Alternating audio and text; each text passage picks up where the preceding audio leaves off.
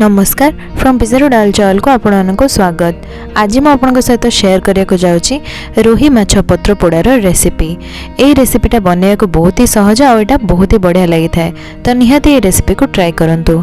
If you want to see this recipe in English then check out the i button on the top right corner.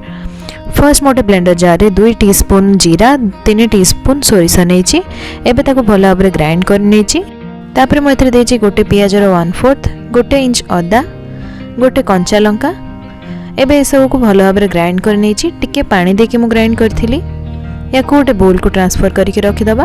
तापर एथिरे दबा आधा teaspoon लुण आ आधा teaspoon हलदी गुंड एसब को भल भाव गोले मिसईदबा। तापर मु गोटे हेमदस्तार नहीं 12 ରୁ 15 कोला रसुण आ 4 ରୁ 5टा कटा कंचा लंका एसब को भल भाव छेचिदबा। एबे याकू मध्य गोटे जगह को ट्रांसफर कर दउची।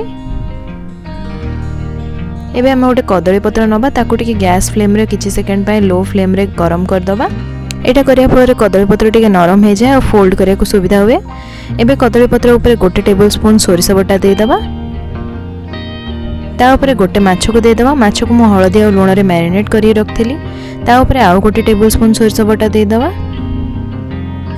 एबे ता ऊपर किछि कट्टा प्याज दे दबा आ दे दबा कट्टा टमाटो। एबे ता ऊपर मु छेची रखिथिबा रसुण और कंचा लंका को मध्य दे दोची। एबे आ ऊपर गोटे टेबल स्पून सोरिष तेल दे दबा। या को एमती फोल्ड करके गोटे पार्सल भलिया बने दबा।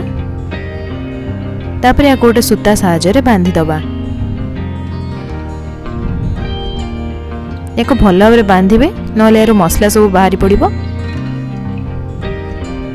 मु 2टा पार्सल एठी रेडी करिछि। गोटे तावारे 3 टेबल स्पून सोरिष तेल गरम करिबा। तापर या ऊपर से माछर पार्सल को दे दबा। या को कवर करके लो मीडियम फ्लेम रे 10 मिनिट जाए कुक करिबा। एबे या को उल्टे के आउ 10 मिनिट जाए कुक करि दबा।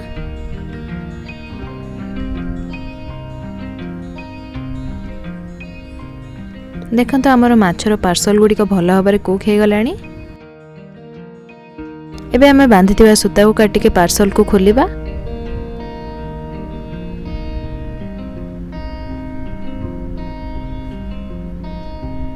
देखंतो हमर माछ केते सुंदर देखा जाउची। एटा भल भाबरे भाजी हे जाईची आ कुक हे जाईची। एटा खाइबा को बहुत ही बढ़िया लागि थाए। माछ पत्र पोड़ा ओडिशार गोटे ट्रेडिशनल डिश आ एटा खाइबा को बहुत ही अलग लागि थाए। तो निहाती ये रेसिपी को ट्राई करंतु आ मते जणांतु कि केमिति हेतिला। जदि आपनको रेसिपीटी पसंद आसला देन ए वीडियो को लाइक और शेयर करंतु आ मो चैनल को सब्सक्राइब करंतु। Thank you for watching. Good bye.